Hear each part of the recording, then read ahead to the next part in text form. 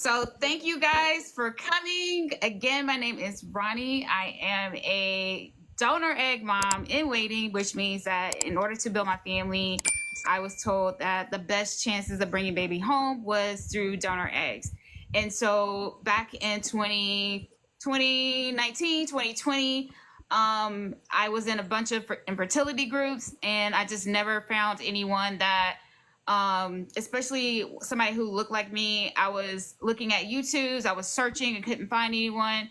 And so there were some women that totally helped me. I always thank a group on Facebook called Daughters of Hannah, because in that group there was a woman who said, "Hey, I'm going to, put down this payment for donor eggs." And that was like one of the first women that I ever like spoke to, and she was so candid and honest, and just told me like everything that was to do with it. And so she then, I started meeting other women, started joining other ones. And then I said, "Is there a space for us?" And they said no. And so that is the creation of what was back then women of color using donor eggs and embryos. Since then, it's evolved into every shade of infertility, because then we just started having all kind of women join. We had women who were doing surrogacy. We had women who were doing foster to adopt, and they didn't have a space. And so we started just creating just different things. And I was like, well, the core foundation of the group is third party reproduction, so we still keep it that way. Then we had women who were like, "Hey, I did IVF, I needed embryos." And so we just started just ballooning from there, right? So in the midst of this, I started doing Zoom calls, and my beautiful friend started joining them. And then we started talking in DM.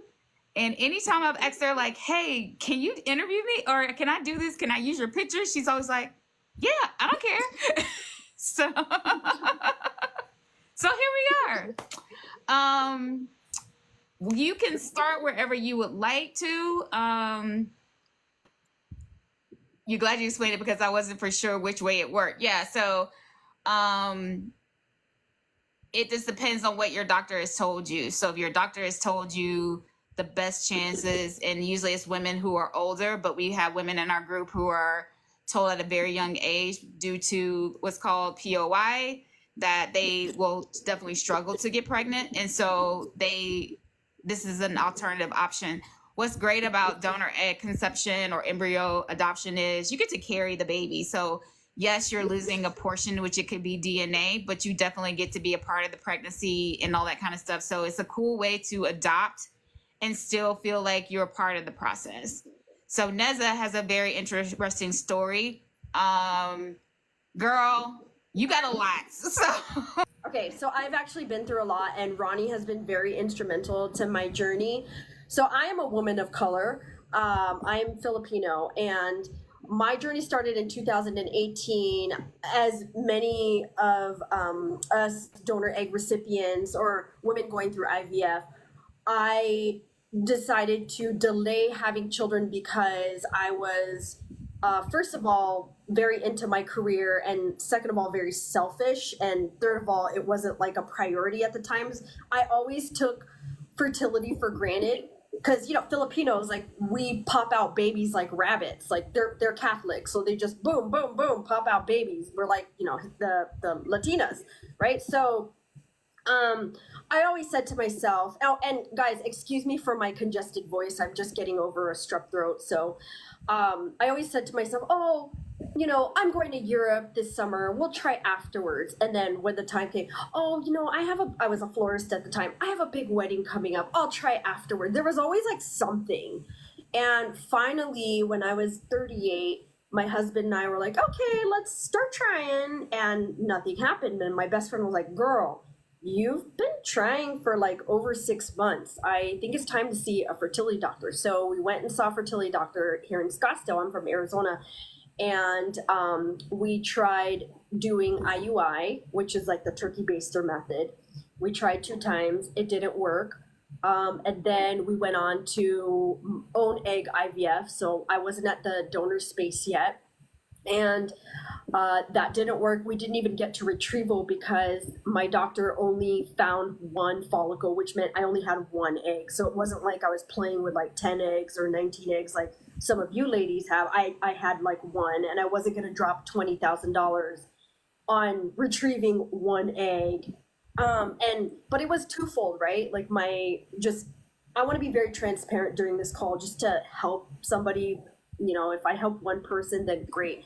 My husband's sperm wasn't that great. My eggs were old and dusty. So it was just twofold. You know, we're dealing with both people not having the greatest fertility. So one of my girlfriends from Australia, I thought she had done donor egg, but all this time I found out she accepted a donor embryo. So to make long story short, I grieved my own fertility, and then I was like, okay, let's keep it moving. I'm 38 years old and I don't have time to waste. So I went and contacted Santa Monica Fertility Clinic. And the reason why I went to that clinic was so for all my African American sisters out there who are trying to find donor eggs, it is extremely difficult for you guys.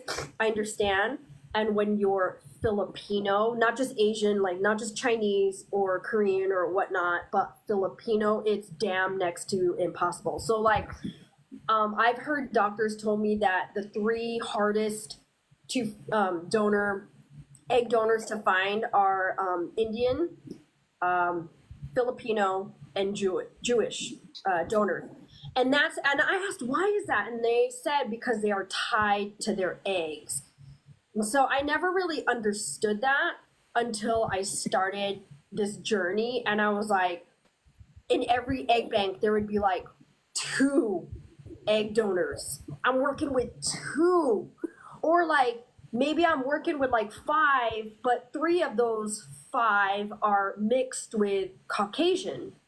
And so it was really important to me to find a Filipino egg donor because I'm grieving my own genetics. I did not want to lose my ethnicity. Like slowly I'm just like losing things, you know, losing being genetically related to this child. And then now I'm losing my genetics, and then now this, now that. And it's just like, that is like the one thing I wanted to hold on to. I'm sure my African American sisters understand, you know, like if you're offered a Mexican egg donor, you're like, no, I didn't ask for that. I wanted an African American donor. My donor is biracial, so like my donor is not full black either.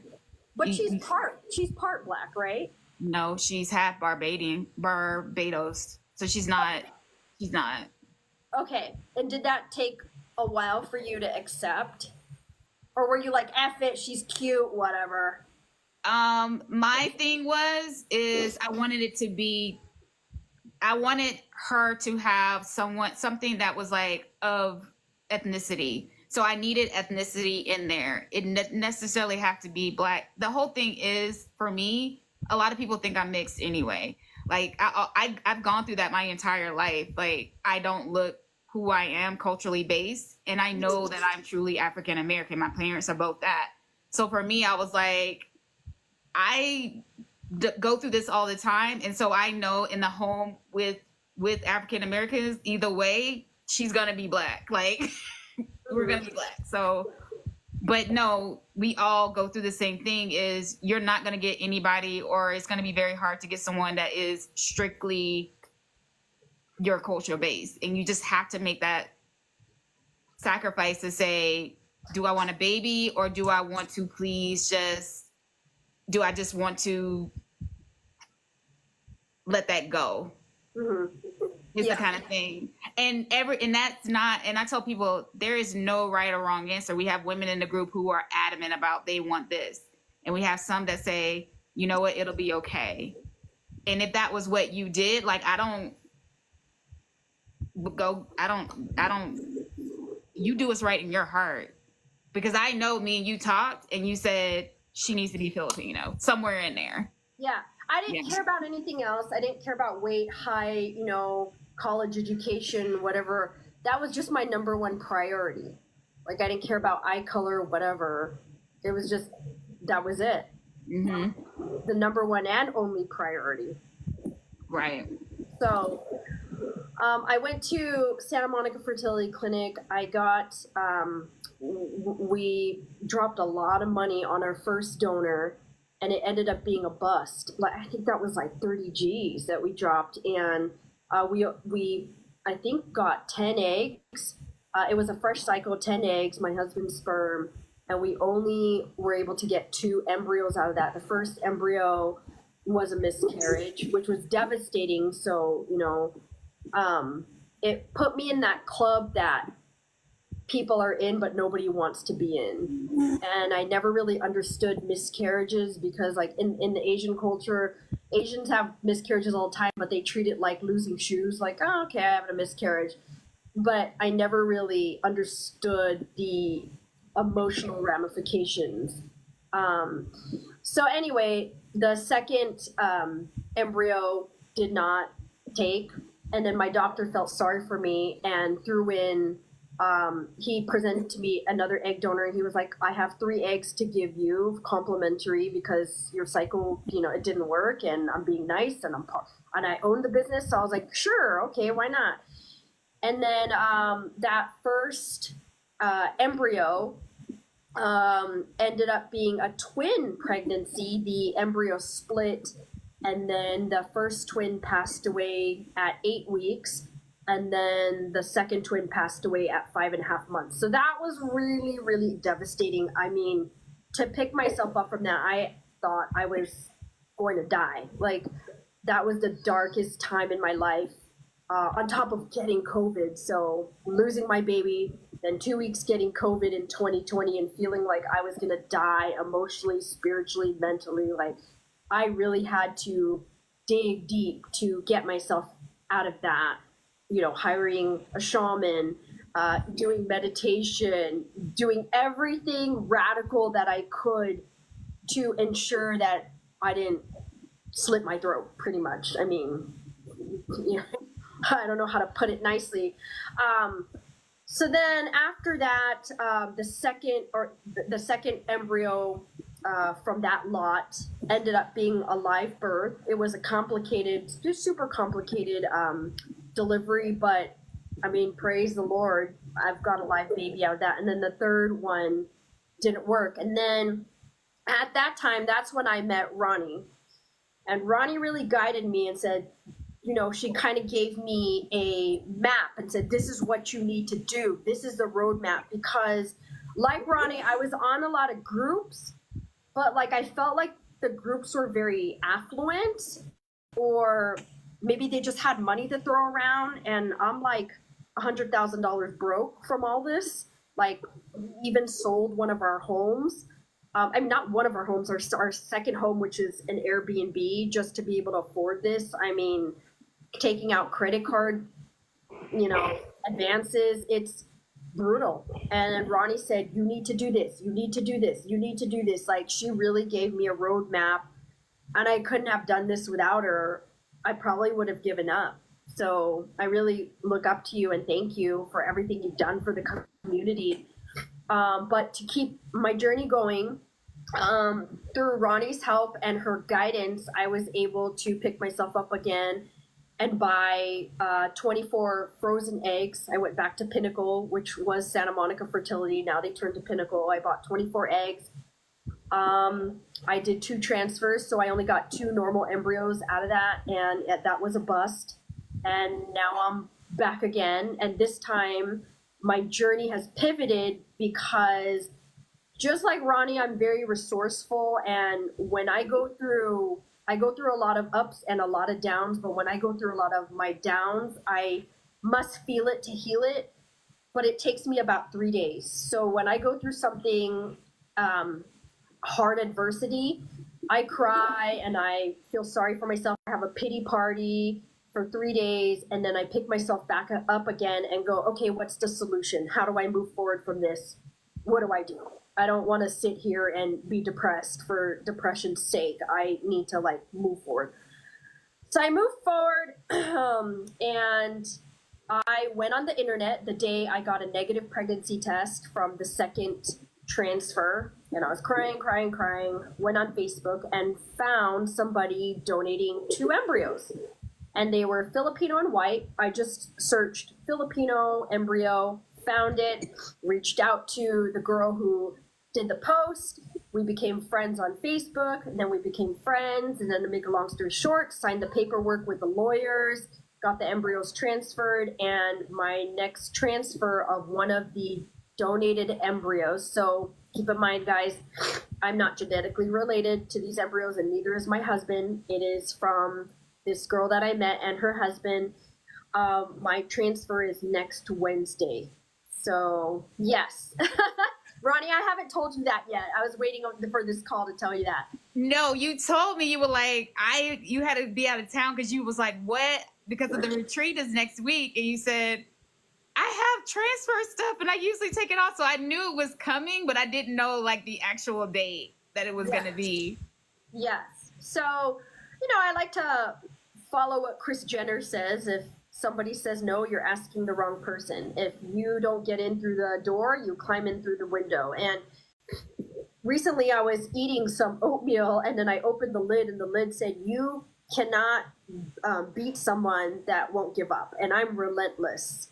Like, I won't stop until I get what I want. So let's backtrack a little bit. I do have children. So remember my one of the eggs turned into a live baby, but prior to that, because I was going through so much grief of losing my twin girls at 5.5 months, I actually went online and posted something on Facebook on foster and adoptive parents of Arizona. And it was something along the lines of, hey, my husband and I were looking for a baby to adopt. If you know anyone that can't take care of their infant, please think of us. I got a couple of leads from that. It did get taken down within 24 hours.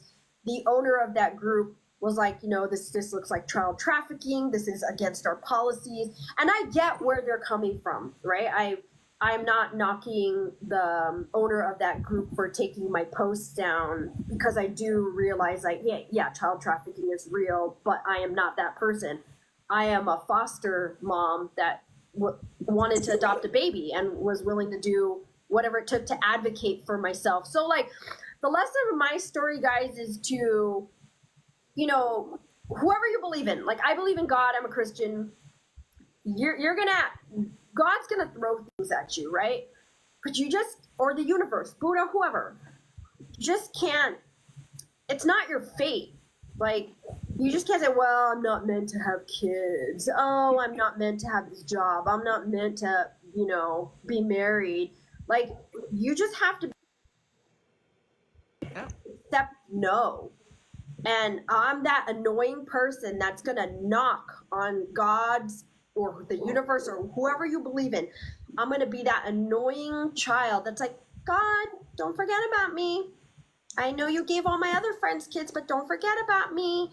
And, I was able to adopt. Let's backtrack. I'm sorry, I'm going all over the place.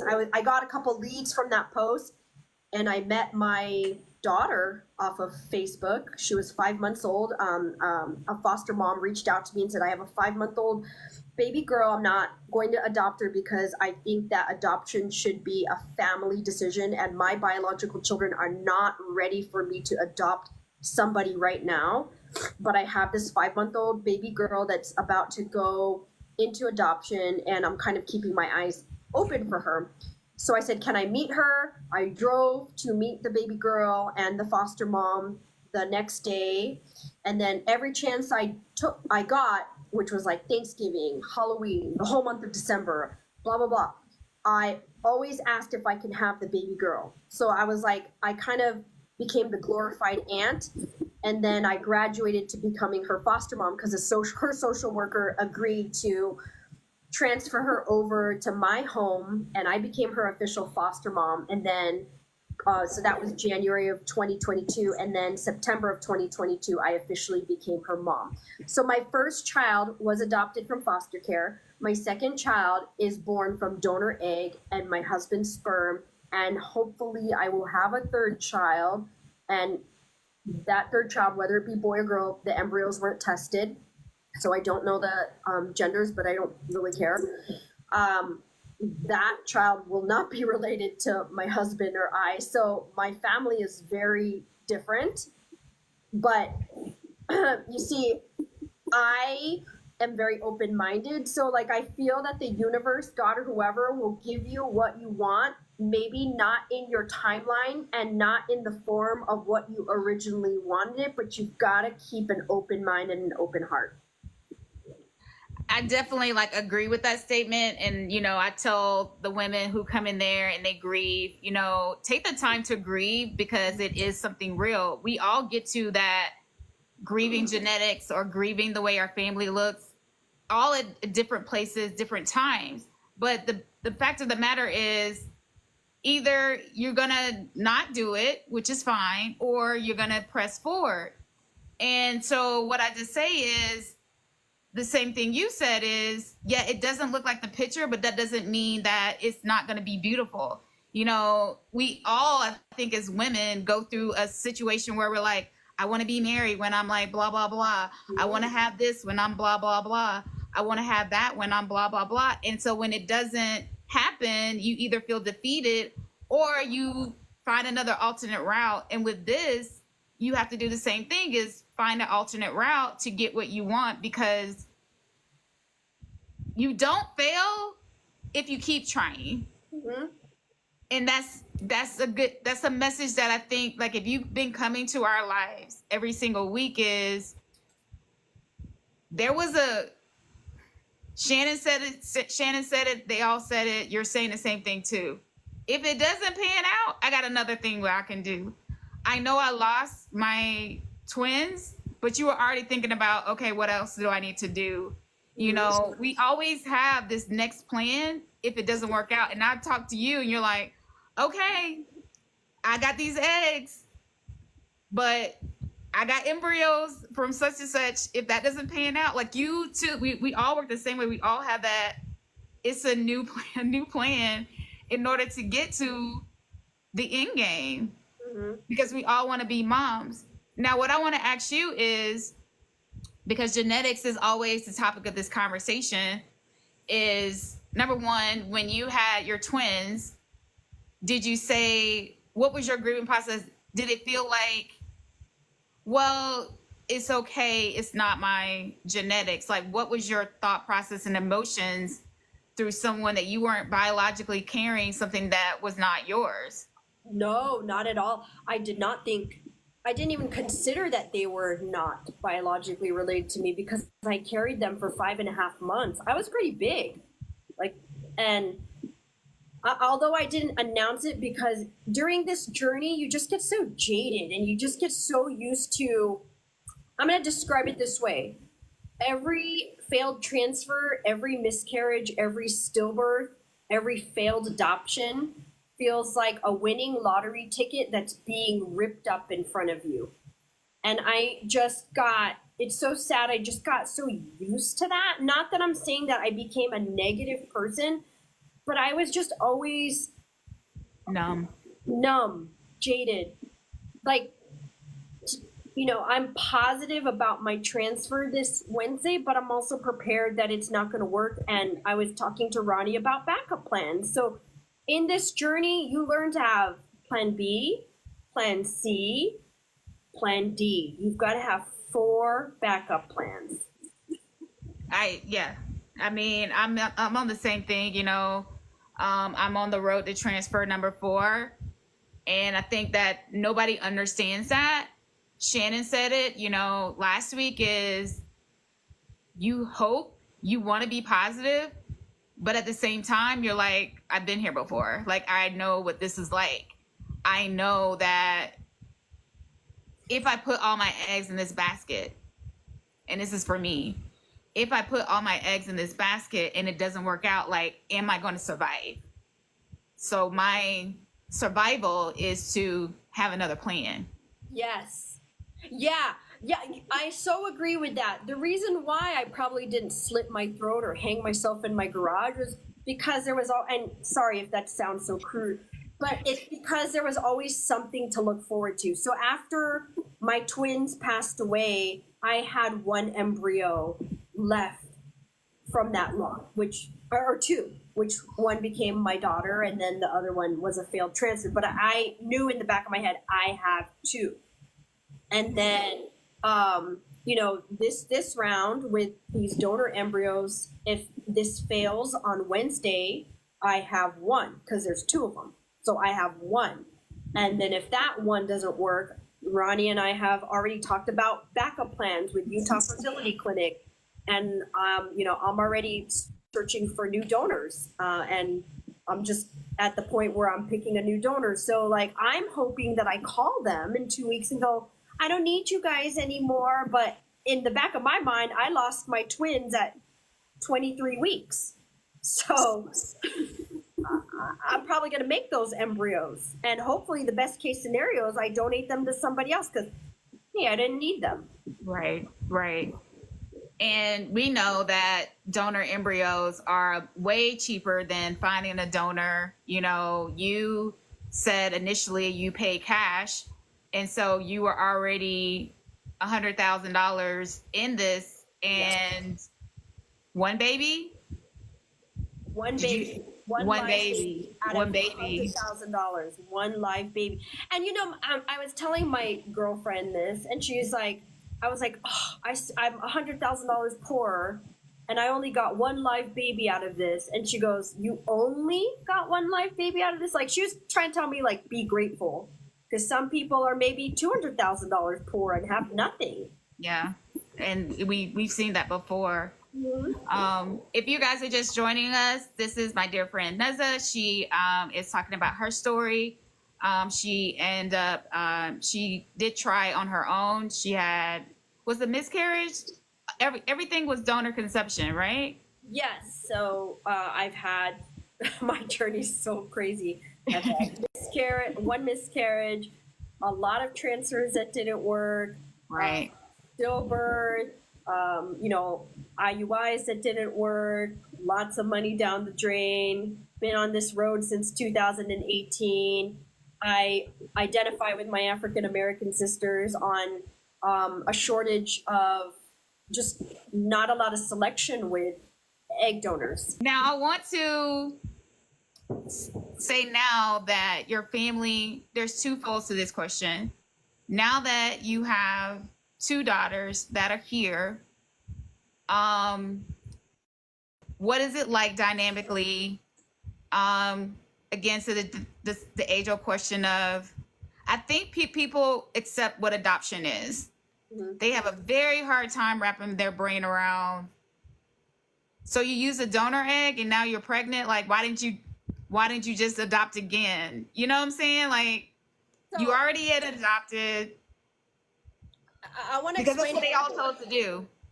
So when my twins died, and you know how I like to have hope and keep my head up by researching different avenues. The day my twins died, I called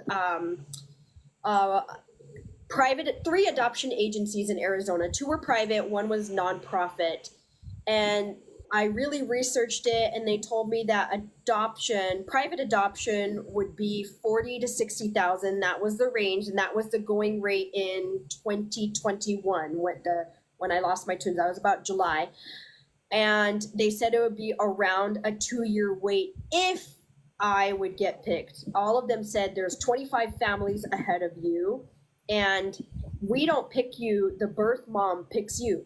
So she could say, I don't want my child going to this Filipino girl that's in her 40s dating, married to this white guy. I could not get picked for a lot of reasons. So I'm just sitting there twiddling my thumbs, like just waiting. And then, I found that a lot of cases where it's private domestic adoption, so adoption in the United States, the woman, there's a reason why the woman's giving up her baby. She's giving up her baby due to poverty, mental illness, and that could tie to substance abuse. So it's pretty much the same thing as fostering. So why am I going to pay $40,000 to $60,000 to get the same situation that I'm getting with fostering? But with fostering, I'm paying zero. The attorney fees are paid, and then I get a stipend every month. Not that I'm living large and going to the club with that stipend. That's being put aside for my daughter's college education. But what I'm trying to say is I am pro fostering to adopt. Now, the problem with fostering to adopt is it is not guaranteed. You can't go in it with the agenda of adopting. So, like, I had the agenda of adopting, so I was easily hurt when kids would go home. I was crushed. Like, it felt like a death. And I was always told you can't go in there with that agenda. You have to expect the children to go home. But I mean, I can't help it. I'm human. I got so attached to these children that when it would become time for them to go home, yes, good for them. Their moms got their SHIT together, but then I just felt like my child had died because I would never see those kids again. Like, right, it's a mourning process. It's a mourning process. Yes. And I've told people that too. They're like, well, why don't you just do the same thing? And I was like, I get super attached to people. I have a bonus daughter that I'm extremely super attached to. If she was to leave me, that would break me. Mm-hmm. So going into a situation knowing that this child may not stay with me, I don't know if I could be fully invested because as you can see and y'all know about me, I'm either in or I'm out. Like, I'm in this and I'm like full steam ahead, or I step back and I'm out. I have no in between. I have no in between. And so if I'm getting used to doing the school work and doing this and doing that, and I don't have it tomorrow, I don't know what I'm going to do. Oh yeah. And it takes a special calling. It's not for everybody, for sure. Like, I look at my group of friends and I'm like, none of y'all could do this. None of you guys. Because it's like, okay, and you could keep a child almost, I know, like, some people have their foster kids for like a year. Yes. Sometimes 2 years. Right. And now it's like, okay, they got to go home. It's like, what? Yeah, or like they find some aunt in Indiana that they didn't know about that all of a sudden raises her hand, and now the kid is going to the aunt. Good for them. Good, and that's great. But like, my heart, it's right. It's if you've got a fragile heart, it's not for the faint of heart. And then I looked into international adoption, and it was the same thing. About a 2-year wait, about 60 grand. There's some, I think Russia stopped doing it. And then I looked into the Philippines. They're like, it's a 4-year wait. And if you want to speed up the wait, and if you want to get on top of the list, you have to adopt an older child or a child with disabilities or a sibling set. And I was like, no, thank you. It wasn't for me, it might be for some other people. And I think to answer your original question, do I feel a difference between my adopted daughter and my donor egg daughter? No. I can say from experience, and a lot of people have told me, oh, you're going to feel a difference of carrying the baby, versus adoption. I don't feel any different towards them. But that's me. Maybe one of my friends that goes through the same journey will say something different, but that's me. Someone in the chat just said that dealing with foster children is hard. I had a child for 6 years that went back to his mom, and that's the thing. That's the reality of it is, why some people like donor conception is because, you're pretty much paying someone to harvest their eggs, and then they can't come back to your doorstep and say, I want this child back. They just can't do that because it was a contract that was made that they exchanged their eggs for, compensation. So, and it's hard. You love them, but you love them in different ways, and not for like, I love them because I carried them. They're just two different people, and they accept love in different ways. Butterfly Chica asks, is my adoptive donor Asian? Yes, she's Filipino. So my second daughter was born from donor egg and my husband's sperm, and the donor was Filipino. And then this donor embryo transfer that is going to happen this coming Wednesday, the biological mom is Filipino and the dad is Caucasian. So sounds like your family, just in a different way. It is the definition of modern family. Family, that's the definition With of a lot of science. With a lot of science. a lot of science and a whole lot of God. So, you Yeah. know, and that's why someone said if I was 10 years younger and I came across this information, I would be all in. And that's the thing of building this platform and building this awareness, because there are women out here who don't even know that this can be a real situation for them, because, you know, adopting and fostering, I'm sure, is a lot different than giving birth, you know, and carrying a child for 9 months. It's just different, you know. What I remember growing up, and you know, and I think this is a memory that always sticks with me, is my mom telling me what I used to do in her belly. And I don't know why that sticks with me when I think about egg donation. I get to have that conversation of, well, you did this when you were in my belly, and you did this and you did that. And so there's a connection that you have that you may not necessarily have, good or bad, with adoption. You know, they're already here, but I just feel like people accept that you do adoption. People do adoption all the time. That's so great. You're like a wonderful person. And then when you tell them you want to do egg donation, they say, well, there's so many children out here that need a loving home. Why don't you just do that? Oh, you can walk. There's so many children out there. Just go get one. They're treating it like it's a shop. Guys, I've done the homing.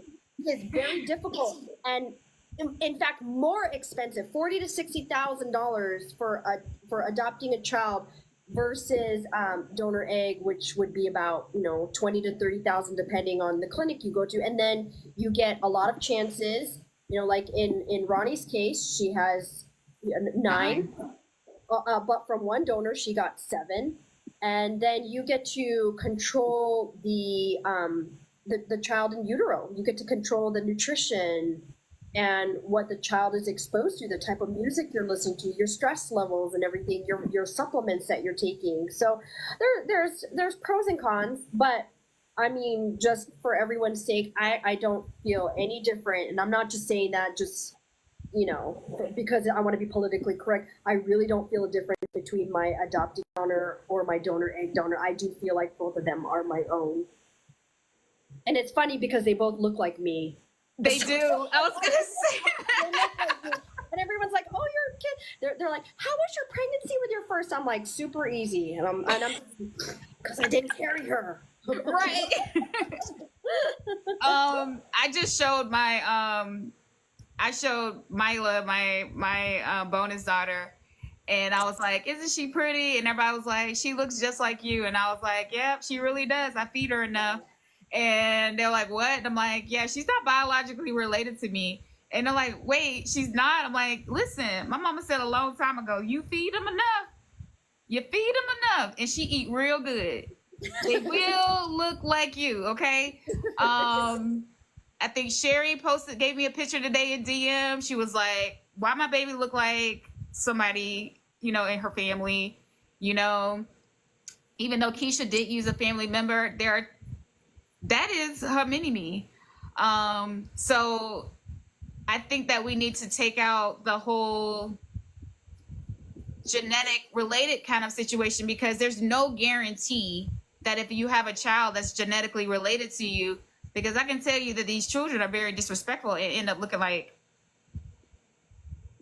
whatever the other half of you. They don't look like you. They look like somebody. They look like the man most of the time, you know. So it's just like they come out real disrespectful and looking like their fathers. or when they're 18, they look like none of you guys because they're putting so much filler and this and that and getting everything done. That a kid is a kid is a kid is a kid, guys. Right. It's just it's inevitable that there's no guarantee. We say that all the time. And another question that we always have, that I always ask the ladies on the panel or the interview that I'm doing, is talk about your bond with both of your girls. Oh my gosh. Okay, so to preface this, I love being a girl mom, and I'm secretly hoping this third is a girl, but at this point it's like beggars can't be choosers. I don't even care anymore. But if I did get a third, oh my God, I would jump off a bridge in happiness. But my bond with my girls is very strong. But it's not because, oh, I gave birth to one or I adopted one. It's because I was intentional about the bond. Right. I, touch them a lot. I hug them. I kiss them a lot. And because they're so close in age, they're 14 months apart. They do everything together. I treat them like twins, and my joy in life is dressing them alike. Like every mom with two kids that are close in age, they always dress them alike. And my bond with them is so strong. I mean, if anyone is on here really doubting or thinking about their bond with their donor egg child or with their adopted child, soon to be, or whatnot, if that's what you think is going to happen in the future, you're not even going to know. You're not even going to make that a factor that you're not biologically related to them. No one could tell me any different. Someone asks, how is your family with your children? Like your outside family with the girls? Oh, they're amazing. So I want to give everyone a bit of my background. My mother-in-law fostered 13 kids, not all at once. So my brother-in-law and his biological sister are a family. So he's got 2 siblings that are adopted from foster care. And you couldn't tell him any different about his siblings. He loves his siblings like his own. His brother is his business partner. I love my brother-in-law and my sister-in-law. And it's not a factor that they're adopted. So my family with my children, everybody is very accepting because we just come from that background. And on my mom's side, my mom and dad's side, the Filipino side, I had an African-American foster son, and my parents loved him. And I loved him too. That was my last foster child before my daughter came, and I was able to adopt her. But I mean, I have videos of my dad singing to him in Tagalog, which is the Filipino language, and rocking him to sleep. And, I have videos of all of us just cooing over him and talking to him, and everybody just adored him. Like, everybody is just super open and accepting of all of this. I love it. Yeah. And what do you say to the person? Because anybody would look at your situation and say, you have 2 children. Why do this again? Like, why have another one? Like, are you being greedy, girl? Are you being greedy? Everyone says that. Okay, so here's how I feel about that. I feel like my journey isn't over yet. I don't know if it's like woman's intuition. Like, everyone knows when they're done. Like, one of my girlfriends, same age as me, we grew up together. She was one and done. She is adamant, like, no, my journey's done. I'm done. But there's just like this spiritual thing and like a fire inside of me saying there's one more out there for you. Oh, Keisha, do I feel like my journey affected my parenting? Am I more protective? Yes, because it's like, oh, I risked everything to have you guys. I am more protective. And also being an older mom, like, guys, I'm 43. Just being super transparent with everyone. You don't look it, girl. You don't look it, okay? Asian don't raisin. What I say? Black don't crack. Well, Asian Black don't crack, baby. Okay, because listen, 45 is still got it. Okay. So, yes, I am more protective, and I think I'm just more protective because it's 2024 and all these pedophiles and this and that, and so yeah, I am super protective. I probably won't let them go on sleepovers. My husband and I talked about like how people in Arizona send their kids to like camp for 6 weeks, and my husband's like, nope, not in this society. We are not doing that for our kids. So I'm going to assume, especially you have an adopted daughter, I'm going to assume that you have been open about both of their journeys to each daughter. Mm-hmm. Talk to us about what that looks like. How is the conversation with both of them? They're still young, but how is the conversation going? Oh, I tell them every night. So I tell my adopted daughter, she's 3. I go, you want to hear a story? And she always asks for a story. So I read her books, and half of her books are about adoption that I got on Amazon. And then when I sit down and tell her a story, it's about one day there was a queen named Nezza, who da da da da da da and adopted a princess named Naya. Her name is Naya. And then, at the end, I say, baby, you're adopted. And it doesn't mean anything to her. She's 3, so she's like, whatever. I Right. can a story about Frozen, whatever. And then my second child from donor egg, she's 2. She just turned 2. She doesn't really understand. So I'm gonna wait to have the conversation with her in like maybe 6 months. I think at the age of 3, you can start really like talking to them, reading the books about that. But I want to start agree. young. I don't want this surprise. Like, I don't Right. want to be in therapy because, all of a sudden at 18, my mom told me the secret. Like, I want it to be like an open conversation.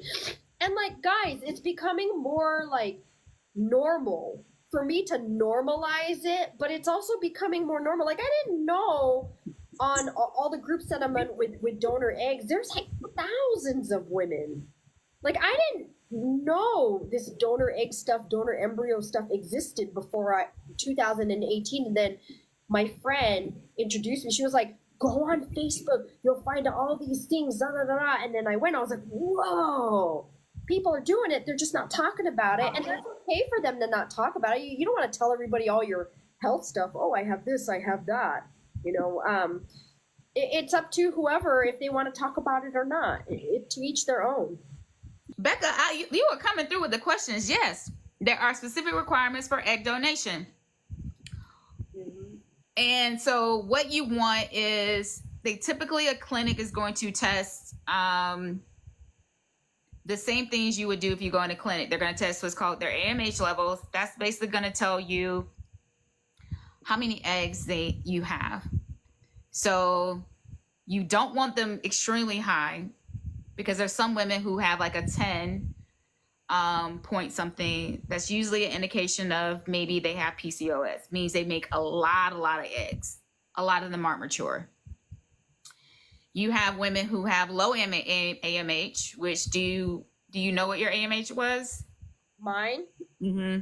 It was bad. I don't even remember my numbers. I just remember my basically walking out of there with my head hanging low and going, "Dang, my I was eggs like, are what old does and this mean? rusty." So AMH levels can range. You'll want them to be probably 3 or 4 range.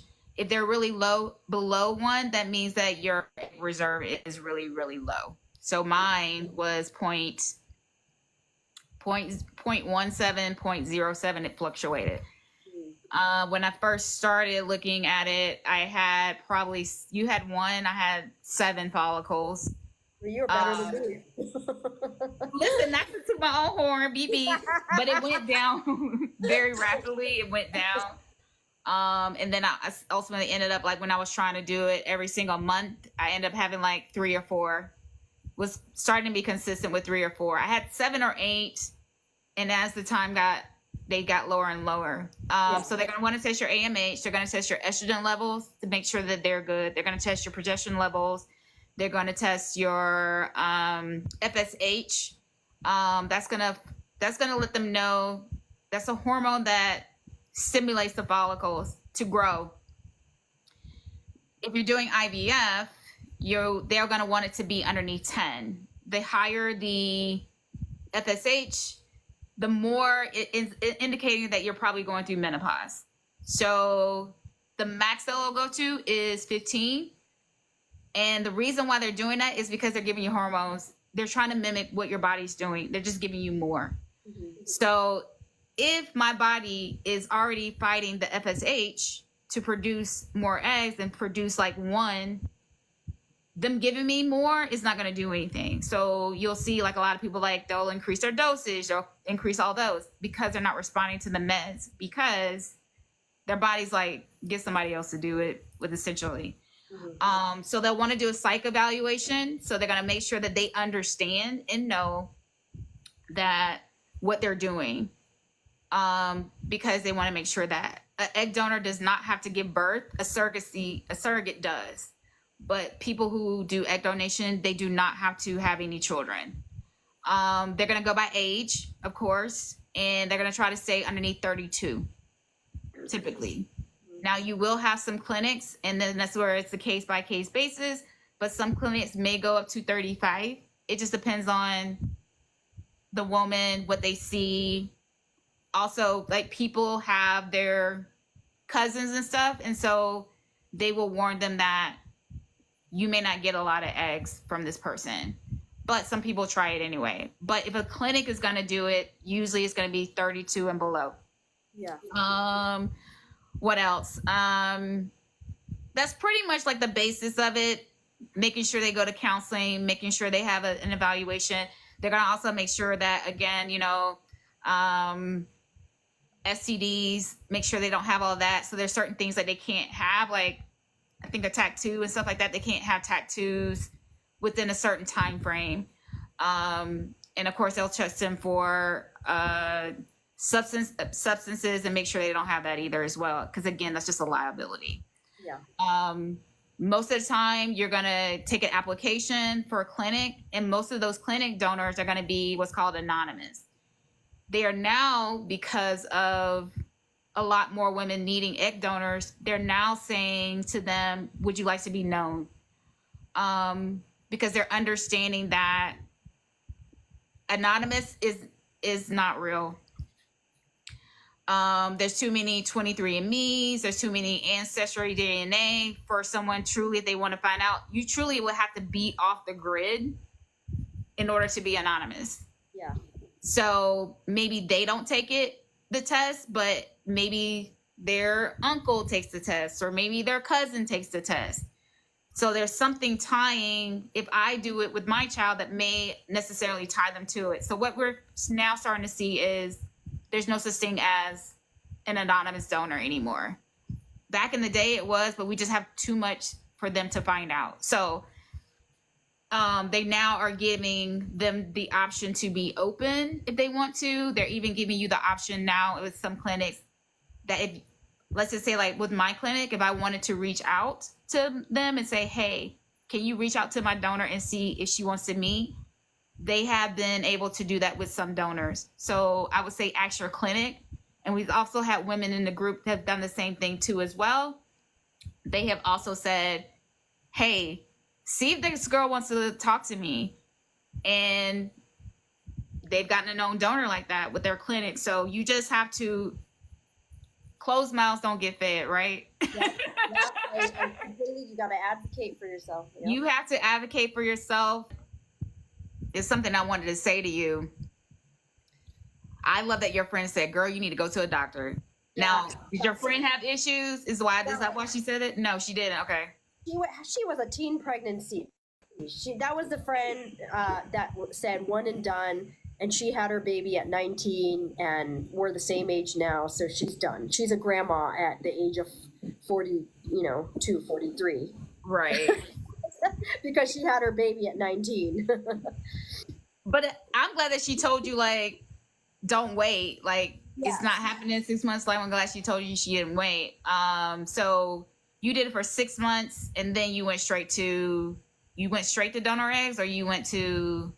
I went to do my own eggs. So I did 2 IUIs and then 1 attempted egg retrieval where they only found 1 follicle, 1 egg. And then I went, forget it, abort the mission, go straight to donor eggs. I'm not wasting any time, and I'm not wasting any money. In retrospect, if I'm sitting with God or the universe and he says, what would you have done differently? I would have started having babies at a younger age. I would have found a job with fertility insurance. I mean, I made so many mistakes, guys. So many. And I mean, not until Ronnie set me straight, because I didn't have anybody. Like, this journey is very isolating. Yes, you have the groups, but these groups, they've got money and they've got luck. And until I got into every shade of fertility, like, I didn't know. I was ignorant. When you're raising these kids, whether you're a step parent like Ronnie or a foster parent like me, you invest a lot in these kids, and you're very intentional with your relationship. So, for example, my just a regular mom that has a baby naturally, 9 months. She's got that, genetic tie to her kids, and she maybe takes it for granted. But for me, because I worked so hard in getting my foster to adopt daughter, to getting my second daughter with the trauma that came before her, and now with this embryo that I'm about to implant in me and next Wednesday, because I worked so hard to get these, I feel like I work harder at the relationship, so I'm just more intentional. I agree. And I think too, what we have to understand is just because they're genetically related to you doesn't mean that their bond is going to be there. That we see a lot of women who go through postpartum and they don't connect with their child. Yeah. So genetics don't mean bond. What bond means is your time, your energy, your effort that you're doing. And if you are not as just because they come out of you doesn't mean they're supposed to love you. Yeah. We hope that they do, but that doesn't necessarily mean it. Your child can be genetic related to them, and think about your own family dynamic. There's a lot of people who don't like their mama. Yeah. All the time. They don't mess with their mom. They actually gravitate to someone who is a mom-like figure that may not be genetically related to them, or maybe a grandmother or an aunt or something like that. But just because, and I say it all the time, just because they come out of you doesn't mean they're supposed to like you. That's earned. Yeah. That is earned. See, mine and my stepson were super close. They have a strong bond, but his bond is strained with his mom. It's just, we can't guarantee that genetics are great, but that's fine, but are they the end all and be all of the conversation? No. You can still love a child can still love you and not be genetically related to me. I just want to thank you. You have been amazing. I knew you were going to be amazing. We talked about a lot of things that I think that people would have not expected. Mm-hmm. I wish you the best of luck. Thank you, Ronnie. On your transfer. I firmly believe that God will grant anybody the desires of their heart. It may not look how you think it will, mm-hmm. but he's still granting you the desires of your heart. I love that each child that you have brought into your family has its own unique story, and it's a beautiful one at that. And I think that if you would look at if you would have to go back, I know you said you would have tried earlier, but when you look at your family now, are you happy that things may not have worked out the way they were because these children would not be in your life? Yes. And everybody keeps telling me this. And I hate that platitude. Everything happens for a reason. I hate that platitude. So I don't say that to people, but I do say that all these things, these formative things, all this trauma, adversity, my journey, it really shaped who I am, and it gave me a new appreciation for my children, for myself, my health, for the open-mindedness of my husband. Not a lot of husbands would say, okay, I'm cool with you donating an embryo. I'm cool with you adopting a foster child. Like, my husband was so supportive, financially, emotionally, mentally, physically, taking me to the doctor appointments, flying with me back and forth to LA. Like, this journey was completely consuming on every level, and still is. I'm still on it. Right. So I would definitely say, we've said it every time, so I don't think that it's gonna be a broken record. Find your village, find your tribe, find someone who is on that same road, because our path is very unique. And so to come across women of color at that, Women of color. At that. Of every color. Of every shade, every Yes, shade. every shade. They all come in there and they say, "What are we supposed to do?" And I'm like, "Go get your baby, girl. What's the thing? You can cry today." And I give you your space to cry, don't I? I'm like, all right, you got a couple of days to figure this out. And they do the same things with me, and that's why I love like the mental checks. People know that I'm gearing up for transfer, and they definitely check on my mental health to make sure like I'm okay. Yeah. Because as much as you want to be hopeful, it's still doubt. It's the fear. It's the fear of I've changed a lot of things. It has to work, but there's also that. What if it don't work? And then I say to myself, "Girl, you got another plan." And so that kind of like, all right. But at some point, sometimes you're just like, I'm tired of having another plan. Yeah. Tired of having another plan. Yeah, and you allow like what you said, you allow yourself to grieve, you allow yourself to rest for a day or two or three, and then by the fourth day, you got to get up. That's it. You can't beat someone who won't stop trying. Do a promo? Yeah. Do a promo. Okay, guys, I really want to tell everybody about a book that I bought. It's freaking amazing. This is Ronnie's book that she made herself. I bought this on Amazon, and I've already filled it out. I mean, you could see all my handwriting here.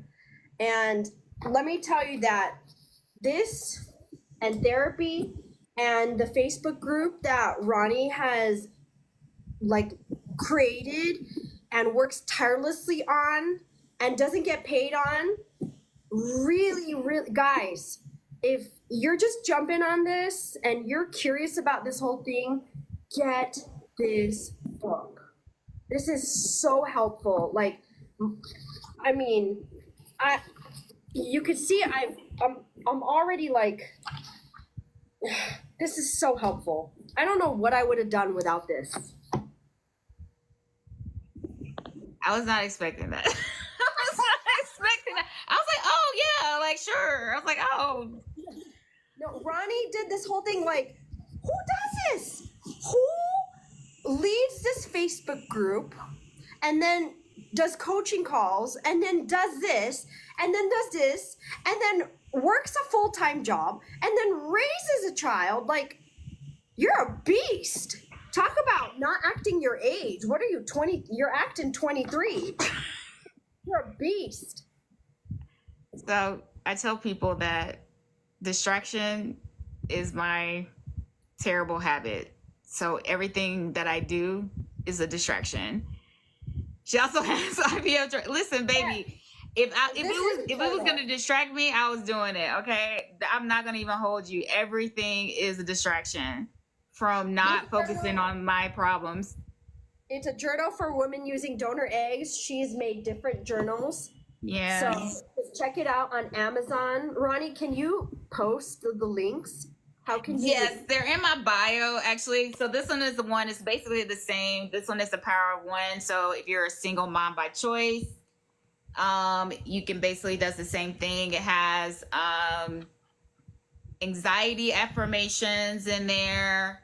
You can color in it too. You can color in it too. Yeah. I made sure of that just to, kind of do that. Why the reason I did this is because we forget. I mean, if you see, you get to the end game, you forget. Remember I said, what was your AMA? She's like, I don't know. Yeah. You kind of just gives you a way to journal certain things like when you're in it, because when you get out of it, you just forget all the things. So yeah, I did a coloring book, just a straight coloring book. Yeah. With a 2-week wait. And then I did, this is one of my newer ones that I did. Walk by Faith is that one that I did. And it's just basically like, it's faith-based. So walk by faith, not by sight. And then this is whether you're doing IVF or anything. So if you're just doing the 2-week wait as well. So, you can write the date on there, how you're feeling, Ronnie, What's that? it says it is now September 2023. So I bought this book almost a year ago and just have been filling it out. And I mean, you did forget. I love about this one is my daily prayer. Here. What? Girl, I use your book, of course. Oh, she colored in hers. Sherry, when she came over, Sherry, she was the first one. So I started making journals. I was really, really low. That was my third Fayetteville when I had an early miscarriage, and I was like really, really low. And she was scared, so I was like, I'm gonna make you a coloring book before your 2-week wait. And so she was the reason why I have them. And I took a picture, and I took a picture with her daughter, and I said, living proof that my books work. They do work.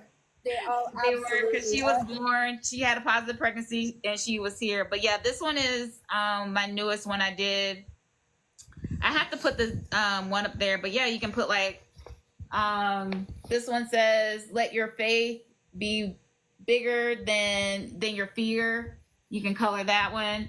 And then your daily prayer that you may have, things on your heart. Lord, teach me. Some daily reflections. It's